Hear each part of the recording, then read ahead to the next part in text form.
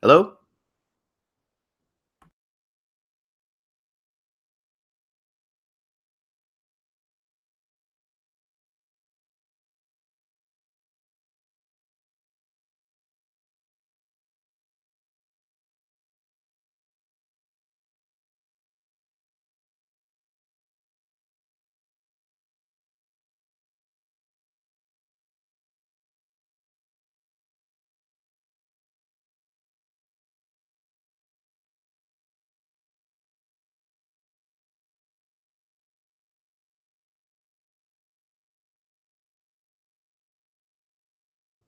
Hello?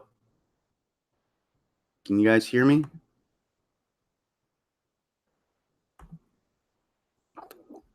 Hello? Oh, there you go. Now it's working. Can you guys hear me? All right, now I know it works. Hello? Oh, there you go. Now it's working. Can you guys hear me? Sorry, I wasn't sure if it was working or not, guys, because I couldn't hear myself on the stream, and I think people were like, what's this guy all about here? He's just talking and no one's listening. So there were 4 guys in the chat originally, and now it dropped for some reason.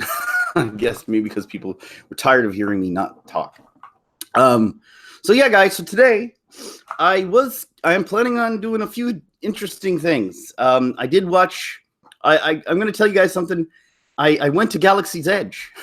I actually went to Disney World to watch the Galaxy's Edge. Not really. I actually didn't, but I did it in a virtual space because I have Sony PlayStation's VR system. I shall show it to you. Hang on right there, you guys.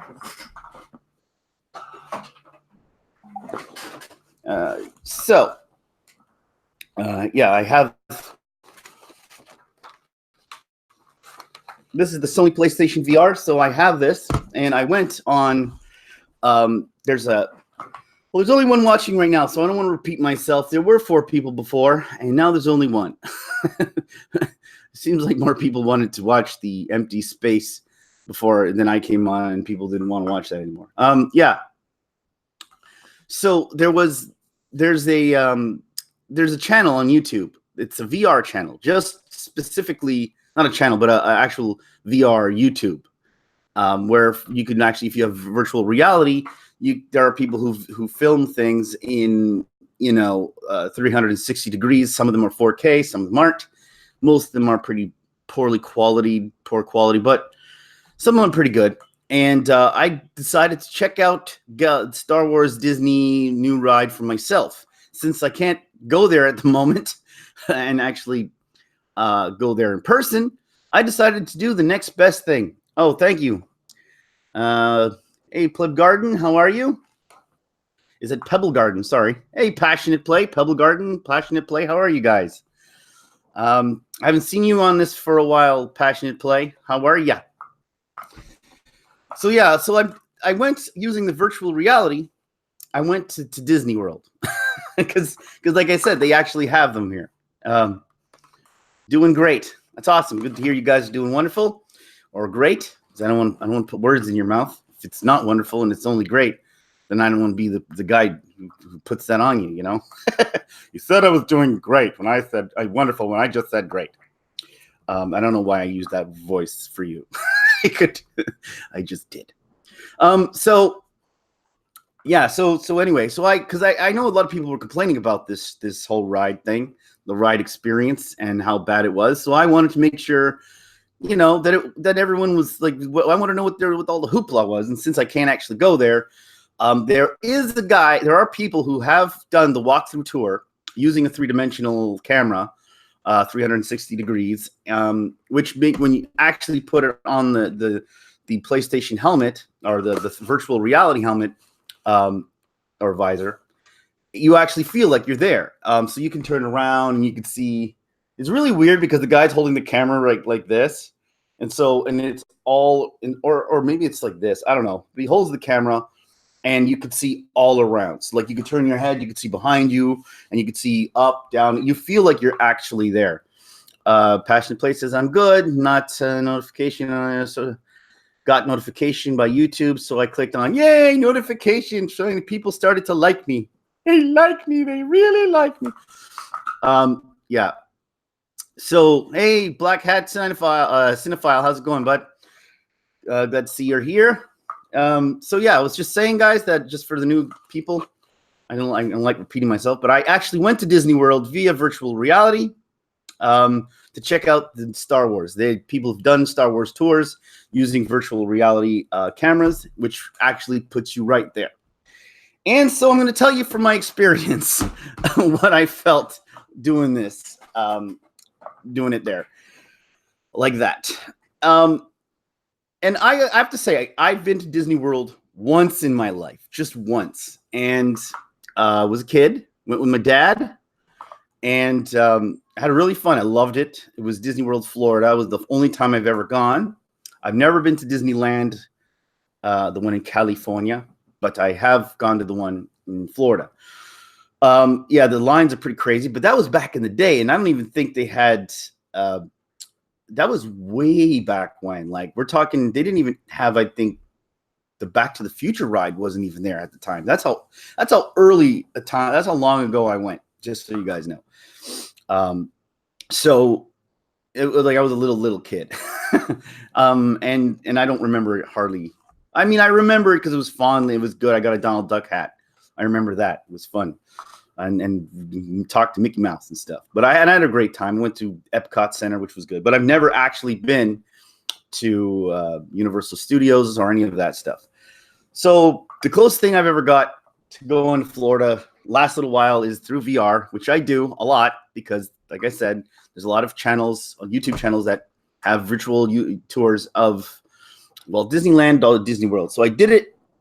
And I was excited. I was holding off because I know I wanted to go to Disney World for a long time.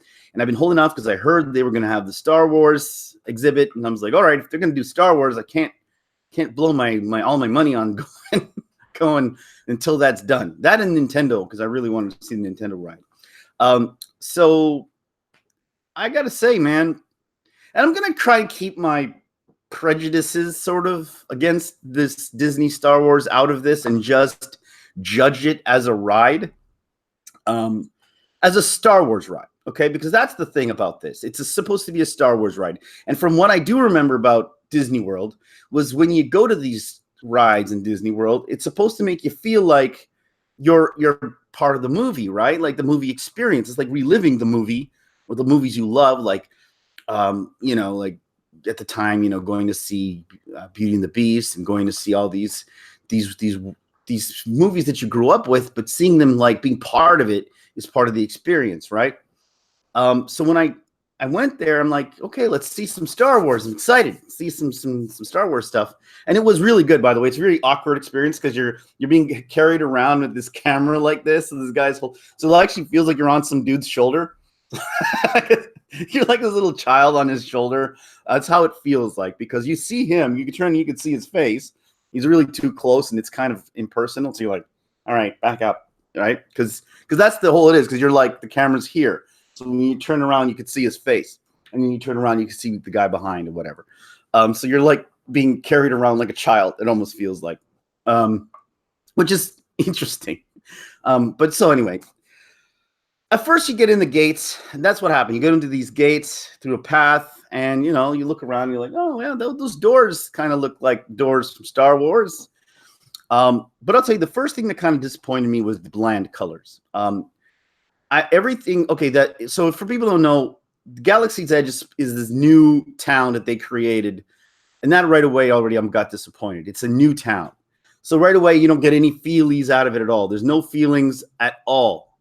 Like if you're going for feelies, the warm, like nostalgic feeling, you don't get it at all in this because right away they put you in this new town that feels Star Wars-ish, but it doesn't, but not enough. It's almost like, it's like they slapped you on any generic town that could have been Tatooine, it could have been Naboo, it could have been anywhere. And then, so you don't really, you're looking at it, okay, I feel like this is part of the Star Wars universe, but I don't feel like connected to it, right? As a Star Wars fan, you want something that connects you to it. And so like, people were dressed up, and they weren't dressed up as anything you actually recognized. They were dressed up in like these, I guess, people from that town that they created. I even forgot the town's name, and I really don't care. because it's new and it's like, and so like you're looking at these people and they're not even dressed up like the people you kind of hope to see. And so like, so when I went in there, I was like, okay, these are the things that I really want to see. Like I was really like, when you let your imagination run wild and you're like, okay, Disney World's doing Star Wars, this is going to be awesome, right? You think to yourself, oh, they're definitely going to have, Jabba's palace, right? You're definitely going to have that. So there's that. You have to show Jabba's palace. You have to have the cantina. Got to have the cantina. Got to have that. You're going to have maybe even the band playing, an animatronic band with that, that elephant dude, or the big-headed guys with the long fingers, right? You're kind of hoping for those things in it, and you get none of that, which like there was a path that you went through, and really what you see is a lot of droid stuff, which is kind of weird because like there's more to Star Wars than just droids, and it's just like, oh, here's the area where they make droids, and they're in these areas. It's like, okay, yeah, that's cool, but it's also not interactive. And I know they said it's supposed to be like the most interactive thing ever, but I didn't feel like most of the stuff was like statues. It was like, oh, there's an X-wing fighter and it's parked, and it's not even one that I recognize. It's one from well, you recognize it from the modern movies, but it doesn't, like everything was from the modern era, which, it's okay to have stuff from the modern era, but you kind of want, like, why didn't they sprinkle in, because they went for this narrative thing, like this future narrative, which I think was designed to actually sell their future movies more than it is to actually, and future toys, than it is to give anybody any nostalgic feeling. And it's kind of it was almost like a screw you when they brought out, George Lucas and all these, and Harrison Ford to the opening to this, because it was just like, you're not even giving me any of that. Like, what's the point? I would have, no Ewoks are running around. I would have liked to see some Ewoks running around. No, you get Porgs, the things that were pretty hated by most people. We're not just, even the people who liked The Last Jedi weren't exactly fans of the Porgs. They were everywhere because kids like Porgs, sort of, so to speak. Man, we don't know if kids like Porgs, but apparently they think the kids like Porgs. So, there was one part where he's walking through this path and there's jungle noises. It sounded like they're in a swamp. And I was like, okay, here we go. I'm going to see Yoda. Yoda's going to be in the park somewhere. He's going to be waving at us as we walk by, just like doing some Force stuff, maybe like a scene from the movie where he's like levitating the ship out of the water, in front of Luke. That would have been a cool like scene that they display. And of course, there was nothing, like absolutely nothing. It was just sounds. All it was just sounds like of like like noises from random creatures, but nothing made you feel like you were attached to this world. I walked through. Now you get to the part with all the shops, guys, and that's the one thing that you get a lot of here. There's a lot of shops because Disney likes to make us cha-ching. Mickey's got to make his money. You're not gonna just come into my park and not spend your damn money. Ha ha. You're going to empty your wallets. I'll even get Pluto to shake you up down before you leave. It's really what you're going to get. It's just Pluto shaking your ankles as you spend your last dollar in there. And if you want to get nostalgia, that's where you're finding is in the shops.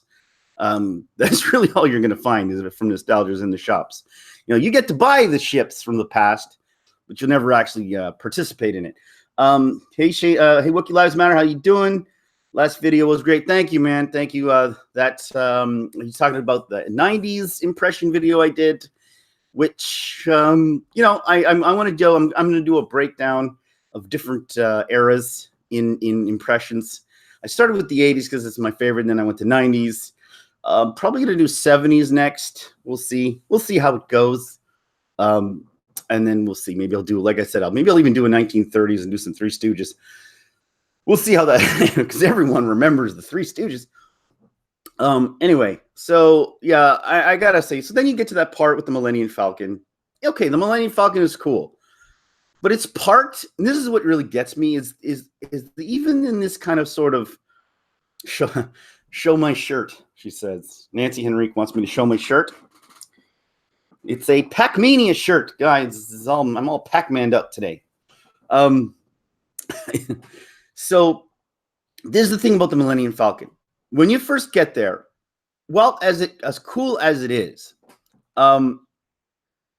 it blends into the background. Like they didn't even like the background is this beige sort of mountainous terrain, and then they have on the base of this mountain terrain they have the Millennium Falcon parked, and you kind of don't know it's just weird because I don't like the color.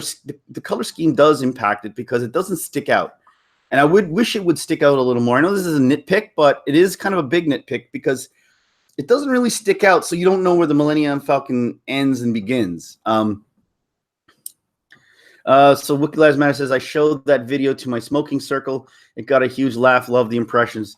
Thanks, guys. Yeah, I mean, those impression videos do well. I like doing them. They take a lot of time, believe it or not, and they destroy my voice when I'm done. But that one didn't really hurt my voice too bad. But usually by the end, I don't. My voices are kind of like not as good as they could be, but I always do okay with it, and I like doing them, and they're fun, and people tend to like them, so I'm just gonna keep doing what people like. But anyway, yeah. So I didn't actually go into that ride, but I seen videos of that ride, and from what I've seen, that the ride itself, the CGI is pretty bad. The wait to get in is really long. You're only allowed I think 6 people in the cockpit. It's not very interactive. They say it's interactive in the fact that you could press buttons and it impacts what other people's buttons are doing, but you're not really impacting the story itself. You're just impacting on what other people need to do. So if I make a mistake or late on pressing a button up here, then the guy back there has to compensate and press buttons. But I think the outcome is always the same no matter what. And I think that's okay. And that's those are the things that are but again, what it is Smuggler's Run. And it takes you in Solo, the movie Solo, a sequence from that. And again, not a movie that was really beloved by anybody. And again, it doesn't really feel again, they just keep going back to this new. And that's funny because everything else is new. And then they give you this old, because that's what Solo takes place before the original series. So it doesn't make sense. If you're going to go with a new motif, then you go old just for one ride. Anyway. Yeah, then you have obviously there's the interactive stuff, the lightsabers, and you get to make a lightsaber, which I thought was pretty cool. That stuff I do like. And the making of the droid is also pretty cool. That stuff is all right. You've seen those in videos.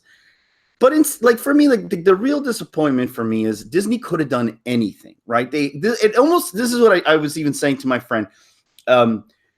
They could have made anything. Right? They own the rights. It almost feels like you're walking into a theme park that is trying to make us like an imitation Star Wars but they don't want to actually but they don't own the rights to it, so they don't want to do copyright infringement. So that's what it felt like when you're walking in. Everything sort of felt sort of like it could be Star Wars, but not Star Wars. And which doesn't make sense to me. They could have made anything. They could have appeased everybody. There was no reason why you couldn't have a little section where, you see a bantha, or you walk into a section and, you see a giant,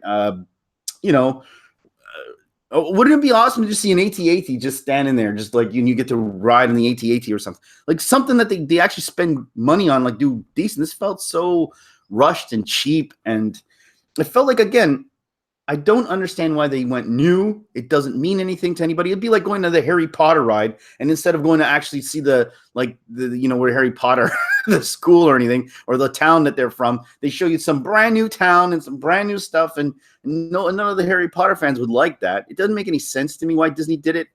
But I'll tell you what it does show. It just shows you how they don't understand. They don't get us. They don't get Star Wars fans. They don't understand what we care about. They don't, and any of them. And that's why it's people I still see people who want to believe that Episode 9 is going to be saved. Is going to save Star Wars, or that the future of Star Wars is going to be okay. They do new trilogies or whatever. These people don't care. And I know everyone wants to blame Rian Johnson. Rian Johnson's a jerk. He is a jerk. I'm not defending Rian Johnson. Never will. He's a piece of crap. But at the same time, or Kathleen Kennedy, but at the same time, who is running the show? Why are they still there? Rian Johnson, people say his trilogy is all but gone, but it isn't still gone. Neither is Kathleen Kennedy. She's still there. And here's what gets me is We keep thinking that they're going to fix this. They're not going to fix it. They just don't care enough to fix it. You know what I mean? As long as they make their money, they just don't care. And they will always make their money. And that's really the sad part of it is it's like Mickey Mouse is the one running the show. And people want to say that Rian Johnson screwed up. Sure, he screwed up the movie.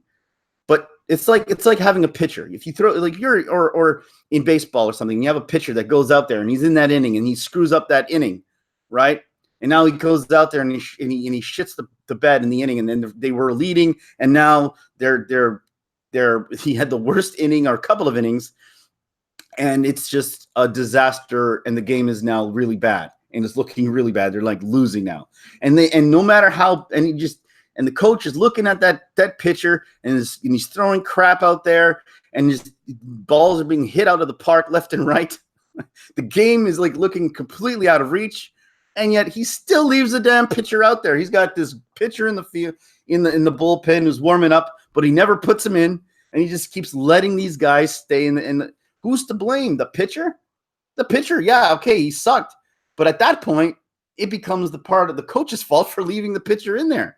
And then if that coach leaves and they lose the game, and now the GM is like, this happens often, and then the GM looks at the coach and says, why did you do that? And he goes, whoa.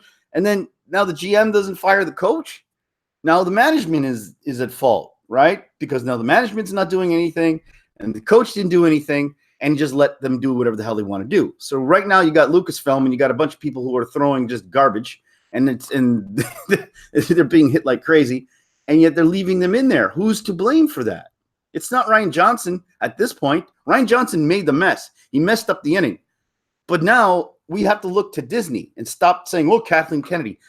Who is still in charge? And that's the point. The point is the people who are still in charge of this. It's still Bob Iger. It's still Mickey Mouse. You know, it's still, the corporate Mickey Mouse, you know. I'm still the guy in charge. I don't care what all you assholes say. Hey, Guy Harrison. Well said, you said. Yeah, I'm not saying like Rian Johnson screwed the pooch, man. He totally screwed that movie. And it's hard to fix what he did because it's like a pitcher that blew a huge lead, and now you put him in like a huge deficit. It's like you're down by 7 going into the 8th inning. Going into the 9th inning, literally. Going into the 9th inning down by 7 because of what he did. And now you got to find, and JJ, and you're throwing you get your weaker pitcher to come out next. JJ Abrams, not a great pitcher. He's an okay pitcher. He's supposed to hold the fort. No, you haven't taken anybody out. You haven't taken anyone. They're all still there. They're all still in power. And you were looking to these people because they don't. All they want is money. They want to do it quick, easy, and fast. And it really, what does it show when they go to their own theme park can't even throw you a bone? Not even one bone. You go to that park looking for one scrap. I was in the park, so to speak. I was there. Virtual reality. I looked around 360. I could see everything. I didn't see one thing that connected me to Star Wars, the Star Wars that I remember. I didn't see one thing that connected me to give me one thing. One thing, droids. Okay, droids are cool, but that's it. Give me one thing that I connect with. One, like a statue of something that not in a shop where I have to buy, because that's where they're trying to get you. That's hilarious because the only stuff you actually find that connect you to Star Wars are in the stores. It's like, again, it's a con job. You're being conned. It's Mickey Mouse standing there with Pluto. Oh, I'm gonna shake you down for your money when you walk in here. That's what it is. Rian Johnson tanked the story on purpose. TLJ was a troll job. 3LJ was an inside job. I don't think I'm not sure he tanked it on purpose. But I will say he does. His nature seems to be the type that he wants to be memorable more than he wants to be good. If you can understand what I mean by that, he's memorable. We're all going to remember Rian Johnson, and it's almost like this disgusting thing that he wants this masochistic sort of narcissistic thing that he does, where he feels like Like, even he says it himself. If 50% of my audience hates my movie, then I won. Yay! Like, who the hell says that? Who goes into a movie thinking that they want 50% of the audience to hate the movie? Like, kind of an idiot does that, or even thinks like that. 50% of the people who pay to get in hate my movie. I did a great job. Because I will live in infamy if something this powerful and this important pisses off 50% of the people, then I did my job. What the hell are you even talking about? You damn jackass. I'm sorry. He's a jackass, and I can't. There's no defending Rian Johnson. It is just, anytime you try, you can't do it. He's just, and I've heard people say, well, I know somebody who knows Rian Johnson in person. He's a really good person. I'm like, I don't care. I don't care if he's Mother Teresa outside of making movies. I'm not knowing him from that way, because I'm knowing him the way he's making movies in his Twitter persona, and that's how he's presenting himself. So he may be the greatest human being, a humanitarian in his own right, and walking around and giving lollipops to children at the park. But he's giving like the black lollipop, the really, that lollipop that tastes like licorice, and only half of the people are gonna like that lollipop. It's just like, hey kids, want a lollipop? And he's like, oh yeah. And he subverts their expectation because he's got like a cherry wrapper on top, and he pulls it off, and his black licorice lollipop. And they're just sitting there going, and half the people like black licorice lollipop, and most of them don't. And he's like, oh, see, I subverted your expectations, and half of you hate my lollipop, then I did my job on the park. Father of the Year. Anyway, it's just we watch. Hey, Brian Young, how's it going, bud? Glad to see you, as usual. It legitimately shows you guys that there is nothing to look forward to in this series, because the people who are running the show are still running the show. And I know we're going to go in, people are going to be like, well, I really want to see it, but don't, man. Show that just the only thing that will actually like reach these people is an empty wallet. And they could buy all the seats they want. Like I said the last time, they could buy 1,000 seats. It doesn't matter. They're still gonna feel it in their wallet. They'll feel it even more in their wallet. They might come out and say, "See, guys, we bought the seats. I mean, see, guys, all of the seats were full." But they're gonna know it. They're gonna know it in their wallet, regardless. Black Hat Cinephile says writers who got on for materialistic reasons resonate with the fat cats, and talented creators don't. So real talent folks get exploited, taken advantage of, and ripped off, while the hacks go far. Yeah, well, that's the thing. You got agendas agendas in Hollywood, and right now, and geez, that's not a shocker. and you got these agendas in Hollywood, and that's really what's right now. We got to have this here. This is. Everything gets built around this. This is the agenda. This is what we want. This is what we want. Everything has to then surround the agenda, regardless of if the story makes sense, regardless if we have to screw up canon, regardless if we hurt a few people, regardless if we come across as sexist. This is the agenda we're trying to propose. This is what we're trying to get at. And whatever narrative we have to twist, turn, and whatever writer or even director we have to get, because we have to fire these directors who don't want to play ball with this agenda, and they don't. And also, not only do they have the agenda to surround, they also have a formula, because they believe that they have a formula. They look at the Guardians of the Galaxy, they look at Marvel movies, and they say, so we need to implement a joke every 2 lines. There's got to be a joke here. There's got to be, hey, Ben, Fanatics of Film is here, cray.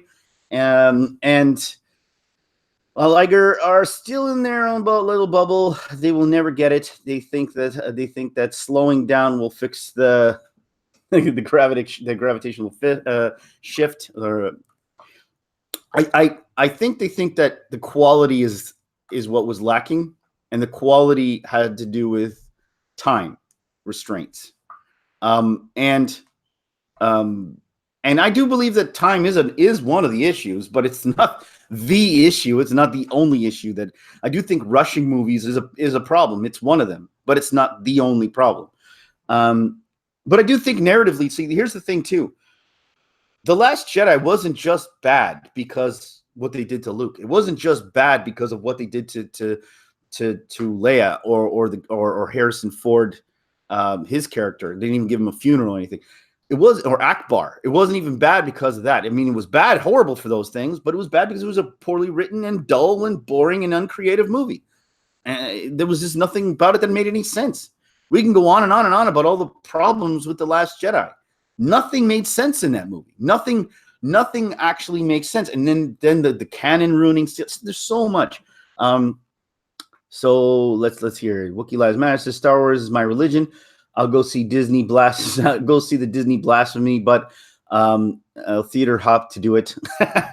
As long as you're not paying money to go see it, I'm good with it. And I'm not condoning thievery, guys, but they've been stealing our hearts, so screw them. Not stealing our hearts. They've been what they've done is a crime, and they're not atoning for it. Black Hat Cinephile. The hacks get along with the fat cats because they have greed in common. The talented creators have more in common with the Earth folks, so they get looked down on. Well, yeah, I mean that's exactly it. You got hacks that just like, yeah, they have to toe the line, or they want to toe the line, and they need to toe the line to build their career, and they don't care. They don't really. And here's the thing. I'm gonna be blunt with you guys, right? Because there's a lot of people here who really, and I'm not gonna blame Hamill, okay? But we have to look at Hamill with objective eyes, okay? Yes, Hamill did come out and he warned people about this movie. Yes, Hamill did come out and he said a lot of bad things about this film, or talked about, and I actually appreciate that honesty for what he did. I wish more actors would be honest. But he also went along with it. And that bothers me. That will never shake, because I almost feel like if you knew, and that almost makes it worse for me in a way, because you know how bad it is. You understand what this is going to do to the fans. You've said this many times. It almost felt like you're selling out. Why are you doing this? You know, you don't need the money. You have plenty of Joker money. Why are you doing this? Like, contractually obligated? He hasn't been in a movie for how long? Like, really been in Hollywood as a star? Like, since the last movie. He's done a few things. But is he afraid of being blackballed by Hollywood if he says no to says, no, this isn't Star Wars, and I signed on for Star Wars? Like, what are they going to do to him? My point is, I wish he had taken a stand against it than to just complain about it and then go along with it. Like, I'm sorry, I can't not that I have respect for him on one end, but I also have resentment on the other. If you understand what I'm saying, like, he could have taken a stronger stand than he did, knowing what he knew. He comes out and says, I don't believe in this, what you guys are doing to Star Wars, so I'm walking off the set. Screw you, and gives them all the middle finger and walks off. I would say, like, wow, Mark Hamill, bravo, man. But he says, no, I'm just pretending I was Jake Skywalker. And I get it. He's an actor, and it's hard to make money in Hollywood. You gotta keep those roles, and I understand that from a financial standpoint, I guess. Maybe he hoped it would get better. I just feel like he gets too much of a pass because you know what I mean? Like, I don't want to harp on Mark Hamill. You know, I love the guy, and he'll always have a special place in my heart. It's just to know that he hates this movie as much as we do, and he didn't take a stronger stand. I wish he had done that. That's all I'm going to say about Mark Hamill on this. And the same thing, like, again, Lucas also takes a big. Everyone likes to give him the free pass. George Lucas says after he sells the movie, I sold it to black slavers. I sold it to white slavers. What the hell? Why would he do what? You knew what you were doing. Why did you do it? I don't understand. Black Cinephile, I got it. I wouldn't push the agenda, but I could stop truthing. I just be somebody who doesn't talk about issues publicly. If I got in, I would push the agenda, but I could stop truthing. Yeah. Well, that's the thing. Like, I believe that Mark Hamill does believe in a lot of the SJW stuff. You know, like, I do believe that. I think he's a lover of Star Wars. I think he loves Star Wars. I think he understands Star Wars, which is why I wish Kathleen Kennedy, I even made a video about this a while ago, where I was saying that I think that if I was to leave anybody in charge with Star Wars, I would have left it with Mark Hamill. I would have said, okay, Kathleen Kennedy, you're fired. Mark Hamill, you're now in charge of Star Wars. You understand the fans better than anybody. You understand what people need. Mark Hamill, even if Luke wasn't part of it anymore, I still would like Mark Hamill to control what happens with Star Wars. I do trust him to do that. But the problem is, again, they wouldn't want Mark Hamill to take over Star Wars because he doesn't, they have their agenda and they know what they want to do, and he's not part of it, and it's pretty obvious. And that's another reason he's so bitter about it. Anyway, yeah, again, guys, go watch that. If you guys go see those videos. Go see those videos. Go on YouTube if you want to watch some of those walkthroughs. They're pretty bad because I feel like Disney will never understand. They will never understand. They're seeing this as money-making cash cow. They're not seeing it. They're not seeing the cultural impact that Star Wars had on people back in the 70s. They're not seeing how it helped people's lives, how these characters pushed. I've heard people crying about how, A New Hope and Star Wars. I had a guy, there was a guy, I remember his name, was it LT? He's a YouTuber, LT something, LT Soldier. Anyway, I remember his review of The Last Jedi. He cried on air. He cried on air because he said that when he came back from the war, when he came back from the military, he was losing his vision and he was going blind. And he was such a fan of Star Wars. He loved Star Wars so much. And when he heard that Star Wars was coming back, he was going to commit suicide. He had contemplated it, and he said that it was going to save his life. He said the only reason he didn't actually commit suicide was the hope of seeing Luke Skywalker back, his hero, back on screen, was what gave him hope. It's hilarious how A New Hope and Star Wars gave this guy hope to keep going, and he did. And he waited, and then he sees that the hero that he loves, that prevented him from committing suicide, abandons himself deserts himself on an island, waiting to die. And he went off, and he started bawling. And now I was like, I almost bawled with him. I'm like, that's messed up, man. That's messed up. And they don't understand that that's the cultural importance that this video and this movie has, that the series has on people. It's not just a movie, and people don't understand that. A lot of people in Hollywood, they see it because it's like a role that they took. They see it like it's just something I wrote. It's not something that I really care about. I'm not attached to it. Even the people who write things aren't attached to things that in the way we are, because we're the ones experiencing it the way they intended it to be experienced. And people are in love with these things, and it becomes part of their life. It becomes part of who they are. Maybe it gets a little out of hand at times, and people should also start distancing themselves more from these. And that's what we're learning, is that maybe with Game of Thrones, the sham of Game of Thrones, and all these other properties now, maybe that's what we should be doing. We shouldn't be throwing all our intentions, all our love into this stuff the way we used to. Because they're not handling. It's like giving love to someone and then that person not, trampling your heart and abusing your love. It's the same sort of analogy when you think about it. You're giving yourself to something, and you're putting all your love and your effort and your passion behind something, and then that person, like you would give your love to or your passion, is just abusing you. It's an abusive relationship, and you got to cut ties. And I feel like this is an abusive relationship at this point, and people need to just, we can complain and cry about the abuse that we're taking, but it's never going to change. We have to leave. We have to cut ties with it, and it sucks. How many people in abusive relationships stay with their mate because they just can't get out of it? But they have to. But this is an abusive relationship. It's becoming more and more abusive, with each movie. Our whole relationship with Hollywood is abusive in general. And that's going to bring me to my next point, guys. So, hey, Opinion, how you doing? How's it going, bud? Glad to see you join. He's the guy who I mostly talk to about all these things behind the scenes. You just throw these opinions back and forth because he's opinion, and he's got a lot of them. Guys, by the way, I want you guys, if you're here, go check out these channels. Fanatics Film, he's amazing. Go sign his petition to get the Batwoman petition. I think, what are we at? Like 100 and something. I think we're close to 200 now. 200 signatures to stop Batwoman before it starts. Opinion said, I heard abusive relationship and my ears perked up. Yeah, well, I'm talking about Star Wars.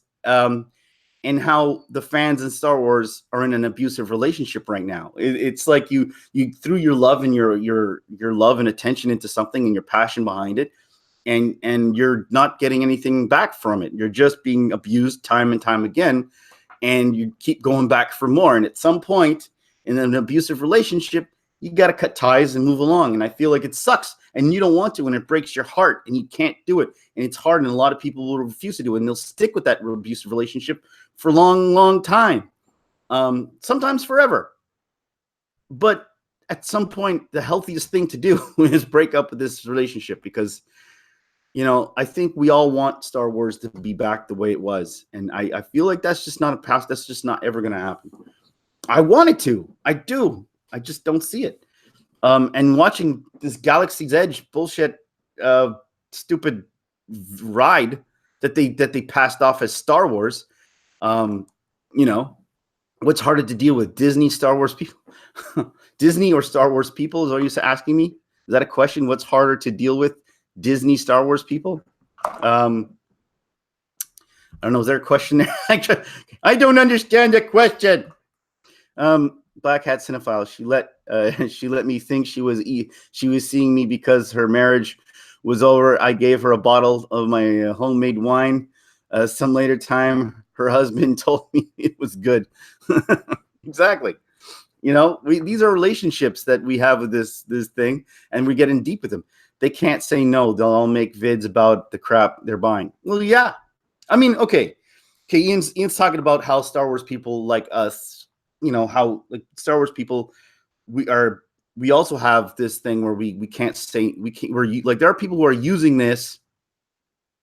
Oh, as a statement. Sorry. I guess that's why there was no question mark. That makes sense now.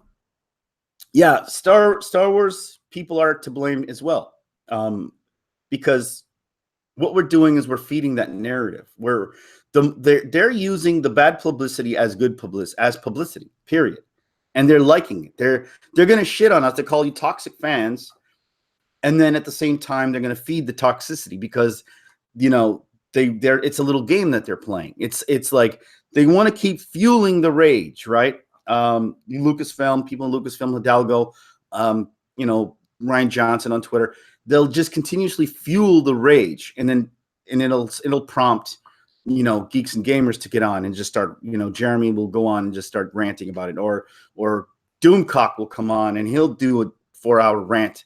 You know, Mahler will go on for 5 weeks about something, right? Because that's what they want. They want us to go on and on and on, and keep because the name Star Wars has to be in the media at all times. So they don't even have to make movies. Hell, they just, you know, why should they could make movies, or, you know, just keep the name going on, because we're just gonna keep doing it. And also some channels are doing it for, you know, because of views, and it's fake. I know there's probably a whole bunch of fake people out there who really don't even care and then are just for feigning outrage. But most people, I do believe, are really outraged by it. But at some point, though, we do as like a culture of Star Wars, like even this whole fandom menace thing, right? It's being used against us. They're just spinning that as calling us toxic fans, and no matter, and we keep falling for the trick, because every time they come out, they kick us in the groin. We get angry. It's like clockwork. They almost like they know how to push our buttons. We put the buttons get pushed. We come out. We rage against the machine. We rage against the mouse. You know, and he's laughing. Oh, look at these suckers! All I have to do is do this, this, and this, and they all get all angry. And I don't even have to spend a dime on advertisement. Black Hat Sinfel says, I've seen some good fan movies, especially with Boba Fett. Fans have so many good ideas, and there's so much, there's so many positive and great ideas out there, and that's what really But the thing is, like I'm saying, they don't want good ideas. It's hard to make a good idea. It's hard to make a good movie. Okay, put it this way. You're writing a movie. You're writing a film. You're the producer of a film. You have an idea for a script. You want to write it. Now, you go into Disney Studios. I want to make this Star Wars film. And then Mickey Mouse will say, all right, let me hear what you got. And then you got this amazing story that you want to tell. And you're like, so we want this story, and we're going to do this and this and this and this. And it's fantastic. Everybody likes it. It's good fan service. It's everything. Then you have, well, here's the thing. Right now we need to fill, we have a formula that story has to fill, so you have to fit that story into the formula. So right away now the guy's got to go back and fill and work on this script and fill it out and say, all right, well, if I put this here, now I have to arrange this and make this for this formula. I have to do this. And then, okay. So you go back to Walt Disney, you go back to Mickey Mouse, he reads it over. You did a good job with the formula. Now here's the problem. There's not enough SJW stuff here. We got to have, are you not looking? This is 2019. You can't have this character say this. You can't have this character do that. So now he's got to go back and he's got to rewrite the formula. Now he's got to change everything so that it fits in that formula.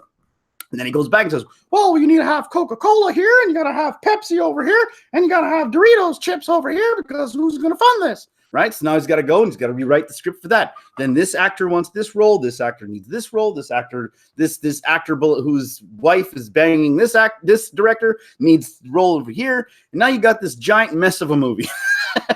And it started off with a pretty decent script. And that's what we got.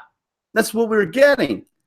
It's not decent. It's not pure. Disney doesn't care. Disney's just doesn't care about the art of it. They're just caring about, then we got to have toys. We got to pimp out our porg line. There's not enough toy line. We got to make this. That's all they care about. And we're sitting here hoping for art when they don't care about the art. The art is not even second. It's not even third. The art is like down the line. When George Lucas did it, he did what his passion was. He said, I want to make this movie. I'm pretty sure he had to jump through hoops, but he fought for his vision. Because he was in charge of it. He was in charge of it. The one who's in charge of this isn't the creators. The creators are just they're borrowed and loaned. You're just renting creators to put in here, and you can explain. And if he doesn't work out, you take him out and you bring in someone else. And that's what they've been doing halfway through the movie. I don't like this guy. Take him out, bring someone else. Now you got a chopped up vision of two different people. You can't make movies that way, and that's why it'll never work. Because Disney doesn't give a crap about the art. They don't care about the art. They don't care about the vision. They don't care about the creativity. They care about your fandom as far as it makes the money. But they don't want to hear this complaint and that. Wookiee Lives Matter. There was this outlaw Josie Wales, and it was great. This was an outlaw Josie Wales, and it was great. There's been a few movies actually that touched upon this. There was a movie in the 90s that I saw that had this whole thing that I'm talking about. I can't remember who was in it. The guy from Batman, the original Batman, I can't remember his name. He was like the reporter guy with Vicky Vale.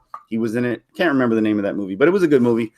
And it talked about the movie industry and how the stuff that you have to jump around just to get it starts off with your vision, your great script, and your idea, and it gets chopped up into just garbage to the point where it's just nonsense. Outlaw Josie Wales is the Clint Eastwood movie. I feel like we don't expect anything, and not only don't expect anything because there's nothing there left. There is no art to this anymore. The art is dead.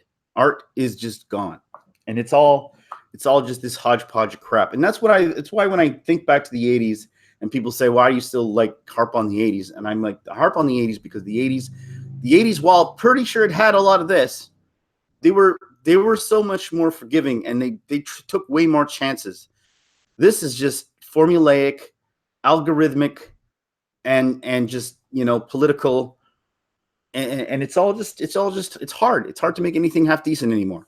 And if you do make something half decent, wow, it's like 1 in every 10. I was talking to Black Hat. Sorry. I wasn't sure. I was like Josie Wales. I was thinking a movie that you're talking about that I'm saying, but Josie Wales is that movie with Clint Eastwood. But yeah, So, guys, my next thing I wanted to talk about, because here's the thing, and it's a good segue because where we have this thing with Hollywood, and it won't stop, and it's this feminist agenda thing, and I can't turn on the TV anymore. I just can't do it. I can't watch a movie anymore. Everything you see, everything you watch, everything you consume is just. And I really hope that there is a feminist here in the audience listening to this, because I want you to go back to your feminist friends and I want you to tell them what I said. And I don't care. I don't care. We'll have this discussion because we have to make a deal. Me and feminists and us have to make a deal, feminist Hollywood, because I can't stand this anymore. I'm tired of you guys ruining all our crap. So I have to make a deal with you guys. And here's the thing. In exchange for you to leave our franchises alone. So we got movies that are probably going to come out. So the movies that are going to come out soon that I've heard they're going to come out is you got Indiana Jones. They say they're working on. I know He-Man is going to be being worked on. There's obviously new Star Wars, Transformers movies coming out. They're working on, I think, Gizmo. All these old stuff they're coming out back. And even anything else you enjoy or you looking forward to, which is Star Wars or whatever. You know that you're going to go into this and you're like, and even the television series, right? You're waiting for what they call the cringe factor, but I don't like cringe factor. I'm going to call it the nauseating factor because it makes me nauseated when I watch it. I don't feel cringy. I feel like vomity. There's a difference. Cringy is, ugh. I don't feel cringy anymore. And now I just want to upchuck my food. That's how I feel when I watch this. And so we need to make this deal with Hollywood because here we are. I don't know how many movies in, how many trailers, and the Dark Phoenix just came out, and I don't even care if the movie's good. I can't even like it. Once they start talking about X women, it should be called the X women. So my favorite part, Black Cat Cinephile, my favorite part was when Miss Kane said, what will the people think? And Kane said, I will tell them what to. Yeah, well, that's the power of the media, and Citizen Kane was great. I saw that movie, believe it or not, only once in my life. I should see it again. But I've seen The Simpsons, who's used Citizen Kane a whole lot. But yeah, no, it was a great movie to display the power of the media. And yeah, so here's my deal, guys. So if you're a feminist out there, please let me know if you're in one of the people who are on my chat, or let me know, because I really want to make this discussion, or we could pass this on, because I'm tired of this. I'm tired of seeing cringy, nauseating dialogue in my films. I'm tired of watching a film where they stop everything so that they can have a girl power moment, just like, hey, everybody, you know how the girls were spread out in this giant field battling in a war? We somehow all managed to congregate through some quantum physics thing, some female quantum physics that brought us together for this power girl moment, which is silly and it takes you out of the movie. There's these moments that are like that they gotta hit you below the belt about the patriarchy, about the men are stealing your power. Men are preventing you from having power. Okay. I walk out all day and I see girls trying to have power. That's the thing. They don't realize how much I like to steal power. I walk outside the door and I see girls, empowering themselves, and I just walk up to them and just take their power. I just push them to the ground and say, "You're not having power today, biatch." And I walk out the door and I laugh at them. I, evil white man, won't stand for your power-bringing jerks. That's what I do. That's what all guys do, right? We just walk around and we just mansplain all the time. And I like to go on the bus and I spread my legs really, really wide. Hell, I even do the splits, like the Van Damme splits, so I could take 3 or 4 seats just so that I could display my mansplaining. My man. I am a man, so I'm taking 5 seats. I just do the Van Damme splits on the bus and just like dare women to do something about it. Yeah, that's right, women. Only women take the bus other than me. I'm not being inconsiderate to everybody. Yeah. As you guys might know, I'm being sarcastic. I'm pretty sure you do. So I made a list of things of demands that I'm like a treaty. See, I'm trying to make a treaty. I'm trying to make a truce. Somehow we got to work together on this because I think at some point they got to get this out of their system. But I still want to go watch my movies. I don't want these movies to be to continue to destroy my childhood. Not even my childhood. My childhood was my childhood, but by my nostalgia hood, because I believe this is a nostalgia hood. And so we got to make some kind of deal here with these people. And so here's what I propose. Let's get all the cringy dialogue. Okay, you want your dialogue. Okay, so feminists out there, here's my proposal. Leave our movies alone. Let the movies stand on their own merits. Let the writer's vision be the writer's vision. Don't put agenda politics in anything. Leave the movies, the essence of the movie alone. Leave it alone. Don't touch it. Let the artists work their magic without you infusing politics in it. Just leave it alone. Let us enjoy the movie. In exchange, okay, for you to leave the movies alone, we will allow you to cringe up the title like crazy. Make the titles of the things as cringy as you like. let the titles. You can have the titles. Just have the titles of the movies. Put it on the box and just nauseate the fuck out of me. Just cringe the whole shit right up. Just say like. So I have some titles that you guys can work with that I thought of that like. But as long as the movie itself, the essence of the movie is fine, I just get all the cringe out on the title. So when I go into the theater, I can just pay my money and be like, okay, the title screen went out. Ugh. Then I can enjoy the movie after that. So here we go. So the Indiana Jones movie is going to come out. So we're going to call the Indiana Jones movie Indiana, the toxic masculine male oppressor Jones, and the legend of Don Quixote's Gold. I don't even know if it's about Don Quixote's Gold. I just thought that'd be a good Indiana Jones movie. Don Quixote's Gold. So Indiana Jones, you can call it toxic masculine male oppressor Jones, and the legend of Don Quixote's Gold. So now let the movie stand on its own. There's no more cringe after that. That's your final cringe. You get that title out there. Everybody gets angry. They get all, woo, and then they calm down. They watch a good movie. And then there you go. Escapism is back. Here's another one. If they come out with the He-Man movie, right? You can call it He-Man Splainer and the Patriarchal Masters of the Universe. So, or the Patriarchal White Masters of the Universe. I don't know, whichever one you want to do. But just get the cringe out right in the beginning, so I don't have to deal with it for 2 hours and a half. Just do it right in the opening credit sequence. Boom, I'm done. I choke on my popcorn a little. I spew up my drink on the poor guy next to me, and then I go and I enjoy my movie. So everybody's happy, guys. We're all living together in harmony. Here's another one. Transformers. We'll call it the Transformers, and the tagline: "Gender is more than meets the eye." Gender is more fluid than meets the eye. How about that, guys? You get that in the title, put that out there, and just let that be. Let that sit, and then we can just watch the movie. Don't have to keep telling us. The new Spider-Man movie, change the name to Spider Soy Boy. Spider Soy Boy, and just leave that because that's what he is. He's a soy boy at this point. And just let Spider-Man be a man for change. Just call him Soy Boy, and let Spider-Man be a man because they want to make Spider-Man into a soy boy. Anyway, so if you guys come up with other ones, that would be great. And then we have the movies. We can enjoy our movies. And after we get past that point, right? We can just sit back and enjoy the movie, and then not have to worry about all that. Just enjoy the movie.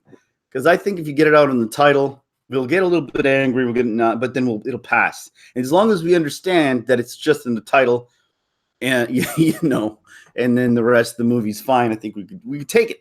I think I could take it. I don't know. How do you guys feel about that? Is that a deal? Can we make a deal? Can a deal be done here? Is there room for negotiation? Because I feel like at this point, the best we got is negotiation tactics. Because I don't think we're good. There's no winning this war for either side. I think the end game in this result is not going to be a pretty one, and I don't think that feminists are going to get what they want, and I don't think we're going to get what we want for a really long time. And I think it might end up destroying the movie industry, destroying creativity, and self-imploding just the things that we love. And that is really I mean, like back to being serious, I really think that is a huge danger here, is the self-implosion of Hollywood and the self-implosion of, because comic books are all but dead. Comic books are all but dead. They've destroyed comic books. Cartoons are unbearable. You can't even watch. Cartoons are just, I mean, have you guys seen what they're proposing for the Bloody Thundercats cartoon? That's almost unbearable to see what they did to Thundercats. Thundercats Roar. She-Ra. And I was excited for She-Ra. When I heard She-Ra was coming out, I was like, wow. And I thought Netflix did Voltron. Voltron was really awesome. So She-Ra's got to be good too. And then I saw She-Ra and I'm like, what is this? Why are you turning it into... Oh man, it's just like, leave it alone. You know, it had its, no, but they ought, and even just like Star Wars, the She-Ra cast and everything, we're taking shots at the originals, like as if they didn't, yeah, the originals you should take shots at because they didn't create something out of nothing. And you guys who are so much more evolved and, who have to steal other people's work or borrow or take other people's hard work and then shit on them for actually coming up with an original idea. You guys sit there in your little, I don't know, soy cubicles, eating your celery, talking about how you're so awoke and you're so much more evolved than they were in the 80s, because there wasn't, look at all the women looked so uber sexual and the men looked uber masculine. I mean, that's just not reflective of the world. No, it's not meant to be. It's not meant to be reflective of the world. Superheroes were never meant to be a reflection of the world. They were meant to be something you aspire to become. Never something you actually sit back and say, you know who I relate to? I relate to Superman, because Superman is a relatable character, because he's from Krypton, and I'm also feel like I'm from another place. And Joseph Armstrong, how's it going, man? Terminator 6 seems to be an SJW based. It's everywhere now. Well, exactly. It is non-stop. And here's the thing. I used to be, and I'm going to be full disclosure here, guys. Back in the day, I've said this before, I was sympathetic to the female cause. Like I actually wrote a novel because a female superhero, because I thought they needed to be more inclusive. They needed more inclusion. I wrote she's called Soul Fox. I wrote a whole novel for a girl superhero, a female superhero, because I thought they needed one, and it wasn't, there was a gap. Not that they needed one; they had them in the comics, but I felt like I thought that they needed more, and I wanted to help out. They got a guy like me who was more on their side and more sympathetic to their cause than I think a lot of people might be. And I hate them. I can't stand them, because they've not only have they taken the ball and stored a touchdown, they've spiked the ball. They won't hand the ball over. They're taunting us with the ball. They're throwing they've won and they won't stop. It's like, you guys are still acting like you are like losers in a game that you've won, and you won't stop trash talking at the same time. At the same time as you're still crying victim. You've won the game. And the game is, not only are you winning the game, you've won the game. And you still act like you lost, or you're losers of the game. And we're sitting here going, dude, look at the fucking score. You're winning. You're winning the game. Stop acting like you're losers. Stop acting like we're holding your team back when your team is up. Your team is up by a lot. Sure, it looked like a 10-year-old boy. Yeah, she looked horrible, and the dialogue was cringy. And what they changed, they turned one of the characters into an obese character, because that's what because it's got to be inclusive. We all have to feel like because the girls who are obese have to feel like we have to try to make people aspire to become more than what they are. That's what these heroes are. Heroes are to be inspirational, because they're not real heroes. No Superman is going to exist, fly down and save us from a burning building, except for a firefighter. There is no Superman. There is no Superman that's going to stop a comet from hitting us in space. There is none of that. That doesn't exist. Their sole existence as heroes is for the stories to inspire us to be better people. That's what their existence is for.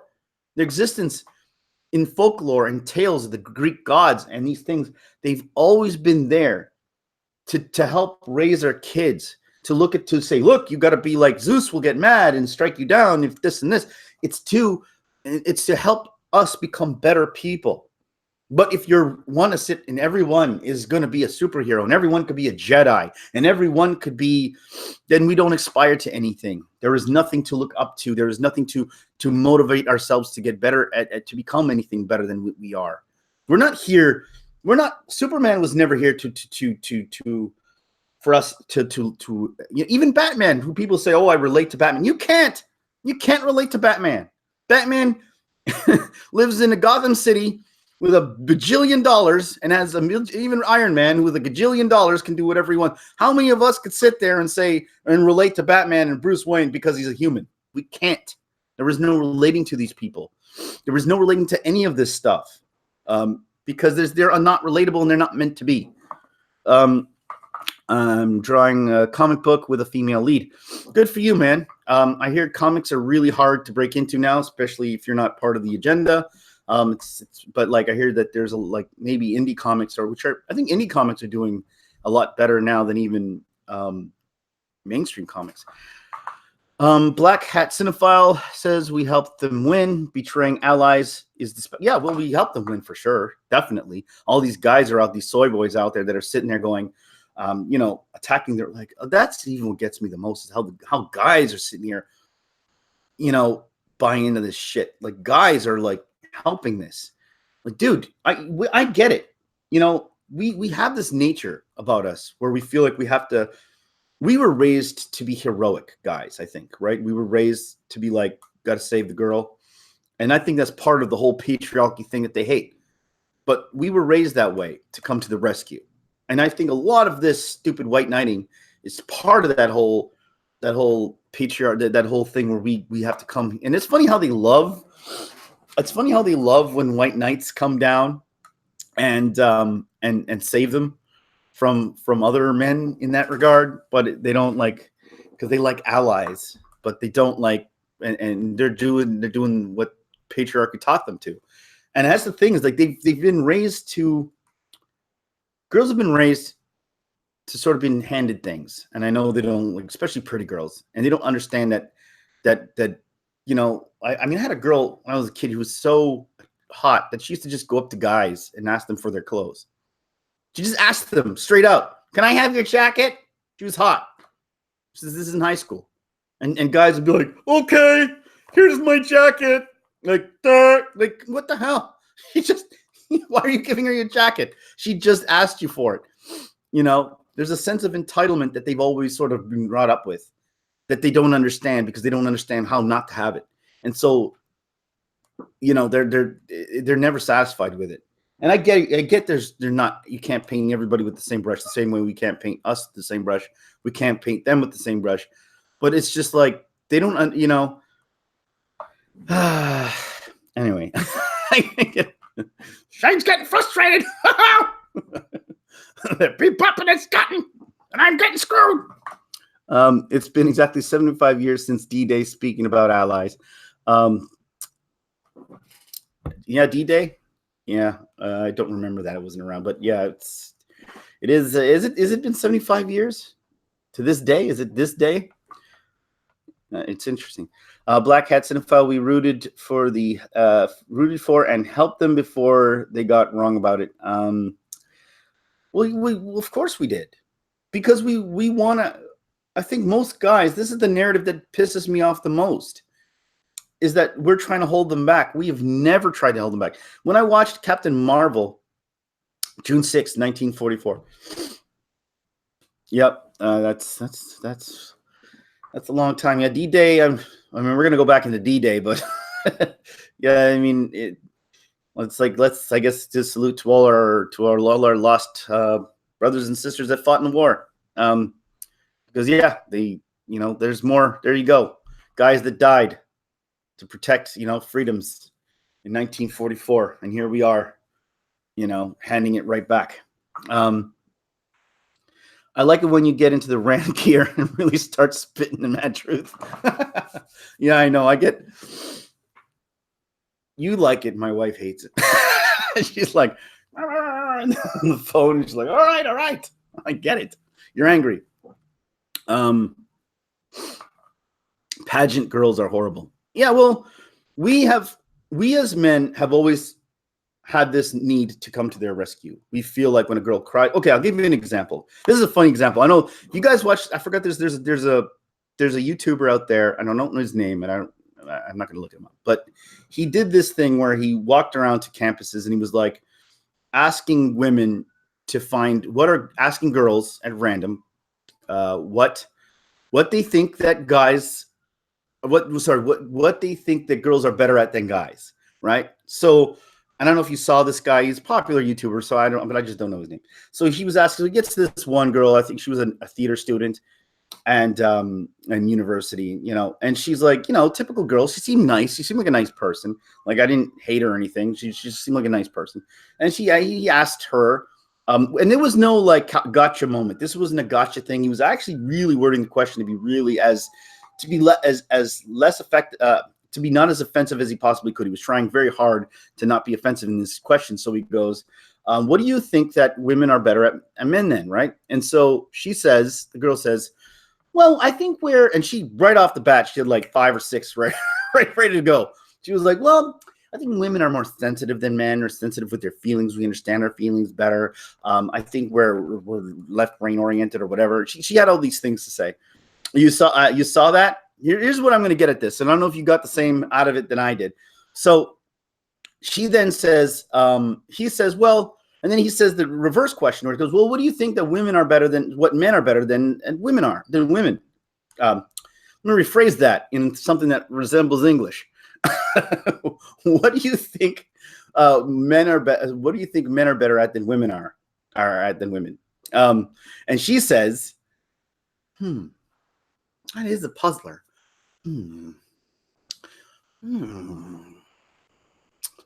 I think, and one thing that she did come up with wasn't even a positive thing; it was still a negative.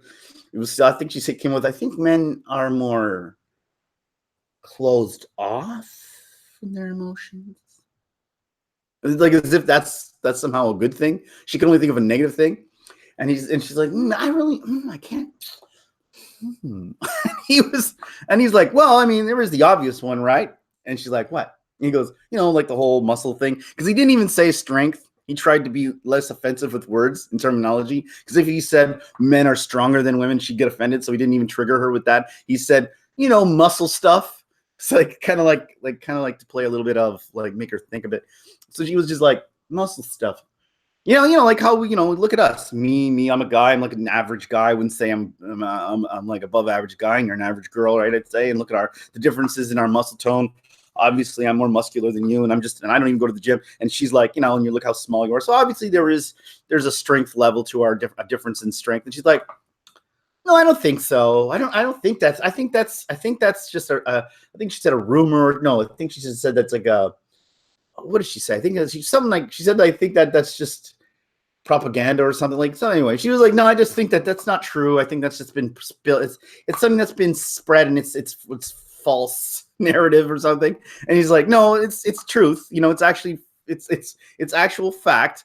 Men's muscle tissue is bigger than women's. It's just a fact that men are genetically stronger. This isn't a debatable thing. It's something that is actual fact. And she's like, well, I don't think it is. I think and she's like, and she couldn't handle it. And he kept saying, no, it really is. It is. You can't even debate that. And she's just like, and her face starts to change from, to like, you can see her brain going into like, cannot compute. I was told women, men, equally strong. This makes no sense. Overload, right? In her brain, she starts to her eyes start to tear up. He's like, are you crying? Why are you? And he didn't say anything wrong. He should have arm wrestled her. And so, yeah, see, that was just a rumor too.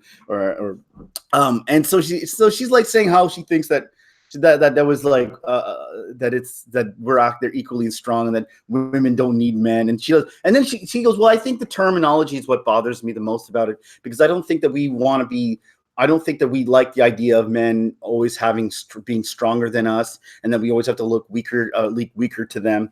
And that's because she said something to that degree, and then but she started to bawl at some point. And then you got these other guys, these guys that came in. This is where it got interesting to me, because I know everyone focused on her crying. I thought after the crying was the fun part, because when she starts crying, these other two guys, these guys are coming like, hey, bro, what's going on, bro? Why is the girl crying, bro? Yeah, bro, what's going on here, bro? Why you got the lady crying? So you got the white knights coming here, right? And then she's like, now does this girl who talks about being strong and women need to be stronger, and she thinks that men and women are equal on equal footing for strength, and that we're putting too much emphasis on muscle strength, that she needs to, that she wants to show that women are equally strong or stronger. What does she say to those guys? Hey, yo, bros, I got this. I'm strong, okay? We're just two people having a conversation. I got a little emotional, my brain went into cognitive dissonance for a moment. You guys step off. I got this. I'm a strong enough woman. I can handle this on my own. And the guys, the bros, should have been like, oh, okay, girl, all right. Yeah, okay, you got this. You're strong. You go, girl. And they just walk off. That's not what happened. What happened was the guy's like, hey, listen, I was just asking the girl questions. All I asked her was, well, why she crying, bro? Why she crying? And the girl, who should have, if she really believed in strength, pushed the other guys away and handled her situation by herself, fades into the background and disappears, because the boys came to save her, and she allowed the boys to save her. This rah, cis boomba women of power that says that women are on equal terms and equal footing allowed these white knight males to come and save her from this horrible man who told her truth. And the guys were like, well, bro, why's she crying, bro? Why is she crying? What you do? Right? And the guy's like, hey, that's what we do. We don't even know the facts. We don't even know what goes on. We see girls crying. We see girls sad. We see girls upset. And the male instinct right away is to jump in and go, hey, I got this. Listen here, baby. What are you doing? Like, we're here to save him. Ever watch that video? How could she slap? Remember that one? I think it was in the Philippines, where that guy gets slapped really hard by that mistress girl in that game show. And she slaps him really hard. And then he slaps her back. And all the guys just gang tackle him and beat the shit out of him, and he just yelled, how could she slap? How could she slap? Remember that? I think it went viral on YouTube years and years ago. I don't know if you guys remember that. There's another example of guys that's our nature. The nature of guys is to save women. And that's the thing that women both think that is toxic, and at the same time they like, which is it, man? Figure out what you want before you start changing us. Like, that's another thing. Figure out what the hell you want before you go changing us, because you don't even know what the hell you want. You don't even know if you want a guy, even in that one little thing with that girl who thought that girls were empowered, couldn't even demonstrate her own power on that. Yes, how could she slap? I don't know if you guys saw that. Nancy says, yes, how could she slap? That was the funniest thing. It was just hilarious that this girl, she wound up and she smacked that guy really, really hard on this game show. More than once, too. It was like a few times. But that one really hurt him, and he got angry, and he just wound up and gave her a slap. And her face was like, oh. And the guy just tackled him, because you can't hit a woman. And we'll always defend her. And that's when you see these narratives of guys like in Captain Marvel, where you see the father who's somehow an evil piece of shit, who she comes down to earth, and she doesn't even look for her dad. That's how bad her father was. He's such a bad daddy. My daddy took me to sports. What a bad daddy. He watched me play sports. What a bad daddy. You know why he was bad? Because every time, for some unknown, unrealistic reason, I fell playing baseball, he said, stay down. Why would you stay down playing baseball? It's not boxing. That's all that makes no sense. Stay down. No, it's baseball. She's got to run. She's not staying down. Just the whole narrative was so bad and pandering. It just made no sense. And at least if they could make sense with these videos, these movies, then maybe we could somehow sympathize a little bit. Like the Batwoman crap, where it's like you break into Batman's place, you steal his equipment, you take his shit, you take his persona, You don't even train, which is hilarious because Batman has to go to years and years of training in ninja school to become a ninja, and actually with to become a crime fighter. She could just be a street brawler, put on the costume, and somehow, because whammon, she's great at it. And she says, "I'm not going to let man take my work," and she had to say man. They couldn't even let her say, "I don't," letting a person. I'm not going to let someone take credit for my work and make it personal. I think people would have been okay with it, and they think you could still almost make it wouldn't be as cringy, and I think it would still have the same effect, better effect, because she's actually doing the work of something, and say, "I won't take the," it still would make sense. It wouldn't make sense in the context of what she did, but because she did steal his crap.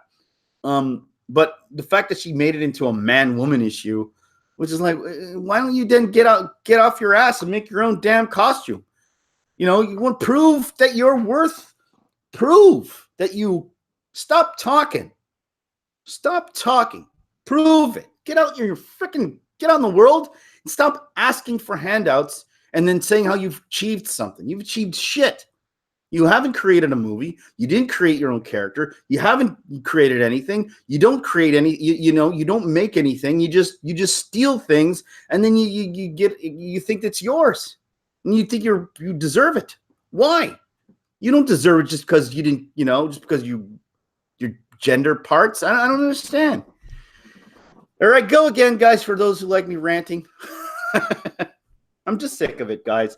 And I really think that at some point we're going to have to make a deal with these people because they're not rational. We have to somehow sit down in a negotiation table. Let's call the lead feminist. I don't know who the lead feminist is. Do you guys know who the lead feminist is? We can call her, have her sit down with the feminist henchman. And we just sit with us and we'll just get somebody like maybe we'll represent our side. I'll do it if you guys want to vote me. And I'll sit there and we'll negotiate and come up with some negotiation tactics. All right, guys. So what do you guys want here? You guys want equal pay? Fine. I'll give you guys equal pay. But here's what we need from you.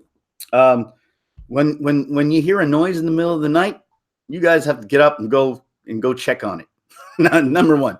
Number two, no longer do men and women go down. No longer do women and children off the boat first. If it sinks, men are going to sit in that boat with you guys too. We're not holding any more doors. No squishing any more spiders. That's out, right? That's out. We're not doing that anymore. So there's that. Also, no mansplaining. You want to mansplain? Fine. We won't mansplain. Let's put that on the list. We will not. If we feel that if we talk down to you, if we say, "Listen, you're not understanding my point," and we talk down to you, okay, fine. We'll stop mansplaining. But what we want back is no nagging. Can I watch my sports without anybody nagging? And I'm not saying my girlfriend does this, but I know girls that do this. Can we just Al Bundy and Gloria Steinem? That would be the best interview ever. We gotta have that happen. We gotta have Al Bundy and Gloria Steinem talking. Black Hat Cinephile, you just made the list for the best comment of the day. Ding, ding, ding. Because in my mind, because I actually know that way I find, you guys might understand why I find it so funny is because I just bought the DVD collection a while ago to Married with Children, and I just started watching, binge watching it.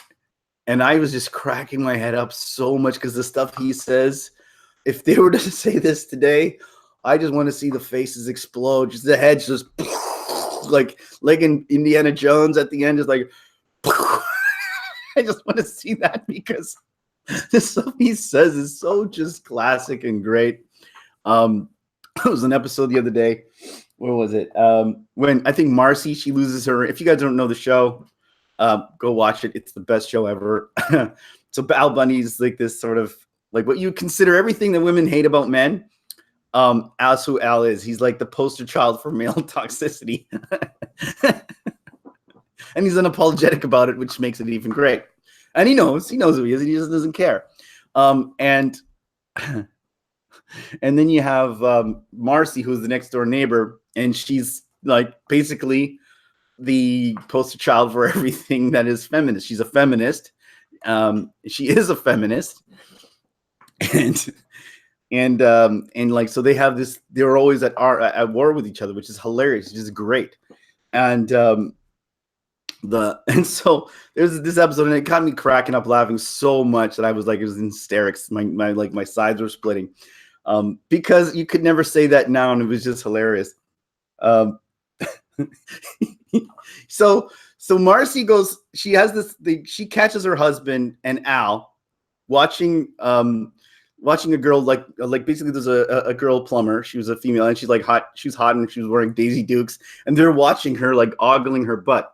So she comes in, like a chicken, like she does, like, what are you doing? And she's just like, so she gets on this diatribe, this feminist diatribe about men are pigs and how men can't, how dare you look at women with like ogling women. Women are worth more than just, objects for you to glare at. And so he really is like disappointed in Steve, who was her husband. He's like, I thought better of you, Steve. And she gets all upset and she takes off. And so now he feels all bad and guilty, and she doesn't have sex with him, and she makes him feel bad. And so Peggy, who's like, she's like toxic femininity, which is great. No, she's just like an amazing character. Who doesn't know Married with Children? I know. Hey, I'm just explaining it because it's just funny. So she now is in.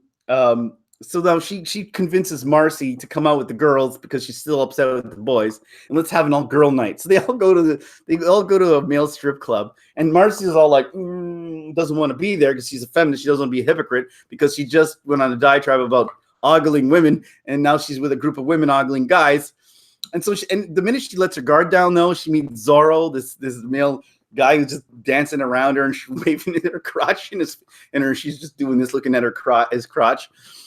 So she starts getting into it, and then she starts putting dollar bills down their pants, and she's like obsessed. Give me dollars, and she's just stealing money and putting it in the guy's pants. She loses her wedding ring in the pants of Zorro. And so now she's terrified because she goes home and she's like, what am I going to do if Steve finds out that I lost my wedding ring down the pants of a guy at a male strip club? All her high and mighty BS is going to come crashing down on her. And he's going to be pissed at her.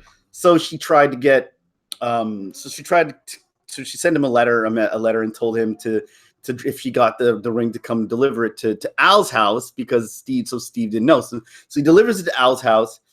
Al, of course, she was hoping Al wouldn't be there, but Al was there, of course. And he opens the door. It's Christmas. He takes the ring, and then he's like, he shows Steve the ring, right? And so Steve's now upset. Why would she do this? Why would my wife need to go to a strip club to see men? Am I not good enough for her? And he's like, Steve, don't you understand what I gave you? That's a get out of jail free card. And then he just says what you should do when she goes to a feminist meeting. She goes, this is what Al says is advice to Steve. He goes, this is what you should do. Next time she hosts her all-girl power meetings, you walk in there holding the wedding ring and say, with all these women here, how come there's still dishes in the sink? And then pat the ring pockets. And then walk away. I just felt like going, oh my God. With all these women in one room, how can there still be dishes in the sink? Unwashed dishes in the sink. I just felt like, you can't say that at all today. Not even like think it. You can't even laughing about it. I'm going to get sued. I'm going to get sued by just laughing at that. In today's day and age, I don't know. I think it was because, and while that line itself probably wasn't that funny at the time when I heard it, where we are today as a society and listening to Al Bundy talk, it made you feel like, like free. And it's weird. I felt freedom within, like to laugh. Like there was a guilty, like, oh my God, I'm not allowed to laugh at this. But I did. And I didn't care. I felt free. I felt free inside. Al Bundy shall free the world. Let your Bundy flag fly. Yeah, Bundy is the greatest, and he goes on these diatribes. So, guys, you've seen Bill Burr's stuff on Fez. Check it out. No, I love Bill Burr. I love Bill Burr. He's one of my favorite comedians. You kidding me? I love him. especially his stuff about there's too many gold digging whores. I love that one. He's got some great ones, but he gets away with it. What I love about Bill Burr is he speaks, he says things, and why he can get away with what he says is because he goes, "What do I know? Who am I? I'm just a dummy. What do I know, right?" And he'll be like, "Look, and I'll offer you an olive branch." Like he'll always offer an olive branch so like you can understand that he's like that. What his point is. I think he's a genius at that, where he can actually say what's on his mind, and then at the same time get away with saying what he says because he's really right. I mean, he doesn't say anything that's not right. He's not offensive outright because he says, "Listen, when I'm talking about gold digging whores, I'm not talking about average women. I'm talking about women that use men for money." And like, you're not, he's talking about those specific people, but you want to get offended by it. He goes, "I'm not." He goes, even in that rant, he says to the, like, "I don't get offended when you talk about wife beaters. I'm not a wife beater, right? I know you're talking about a specific guy that beats his wife. So why am I getting offended when you say wife beater? You shouldn't be offended when I say gold digging whores, because I'm not talking about you. I'm talking about specific people." But the word whore, I think, is what gets girls, the cringe factor in girls goes up. 2 words, bitch and whore. Doesn't matter how it's used. Girls and cunt. 3 of those words. Cunt, bitch, whore. 3. That's what I'm going to do. George Carlin has the 7 words you can't say. I'm going to say the 7 words you can't say to women before the cringe factor. Doesn't matter what context. Bitch, whore, cunt. Cheney never swears in his videos, and he just kept going. But yeah, guys, how many people are here? How many people? 7 people are still listening to me. 7 people still care what I have to say. That's awesome. I just feel like Bill Burr right now. I think I feel the Bill Burr in me. So, guys, is there anything else you guys let me say? I kind of said everything I need to say here today, guys. It's getting late. I'm gonna get going. I'm gonna make myself some dinner. Hey, guys, Raptors, huh? 2-0. I don't know if you guys care. If not, I'm still gonna say it. Raptors 2-1. But yeah, because I'm from Toronto and I'm happy about that. We never win anything in Toronto. We lose everything. So we finally have a team that's doing good. So guys, let me know if you guys want me to keep going. I'm probably not gonna. I can't actually. I actually do have to go. So is there anything left you guys want to say? Any question you want me to ask? Any topic you want me to hit on before I leave? You've got approximately, I don't know, there's a time delay before when I talk, so let me hear.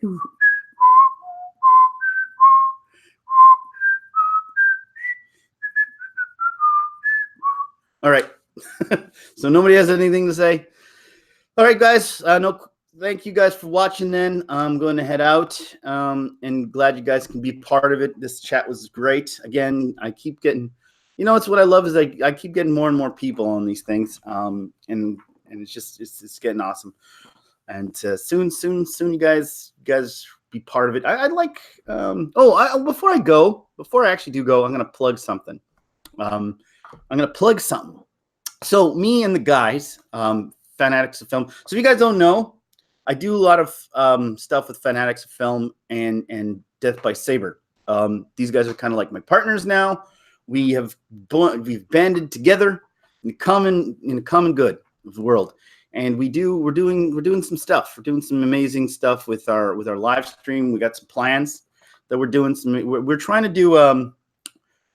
We're thinking about doing some ideas where we are going to be making inclusive stuff with you guys, like games, like party stuff, like where we were thinking about doing like a Name That Tune, where Ben will play guitar and you guys guess. I mean, we'll talk about stuff in between, but like we'll throw out some stuff for you guys to guess, stuff like that. Plus, we're also thinking about doing Death by Saber wants to do a guess. He throws out some images of Star Wars episode 9, and you guys can guess which what's going to happen in that scene, which is an idea he came up with, which I thought was pretty fun. And also I was thinking about doing a like movie fights idea where we come up with characters like Vader versus Thanos, and we debate on which is better, who's the better character, and in debate, and you guys can join in the debate and also talk about it. Guess the feminist agenda. Yeah, guess what agenda is happening next. What is she about to say? What cringy thing is she going to say next? That's what we'll do. Guess the next feminist agenda. Anyway, that's to look forward. That's what I'm just saying. You guys look forward to, guys, because I do a lot of this. Probably some on my channel, some on Ben's, and some on Death by Saber's channel, and check them out as well. Check out Black Hat Cinephile, his channel, and check out just check everybody out. Everybody just because we're a community, right? Everybody support each other. It's what we need. Support. Some jock support. All right, guys. I'll leave it on that joke because I liked it. All right, guys. See you later. Let's rock.